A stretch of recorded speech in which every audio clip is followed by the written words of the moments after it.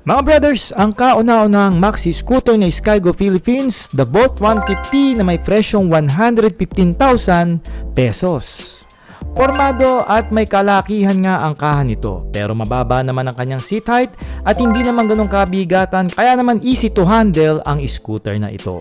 149cc liquid-cooled ang makina na kayang umarangkada ng 11.8 Nm of torque, na kaya naman dumulo ng 12 horsepower na fuel-injected ang kanyang fuel system. 13 liters ang kaya nitong makarga sa kanyang fuel tank na may average fuel consumption na 41.6 km per liter. Maporma ang lighting system ng Bolt 150 na made by LED lights, and digital colored speed meter naman ang kanyang panel na merong keyless features and USB charging port, at samahan pa yan ng large capacity na U-box and side stand kill switch for our safety.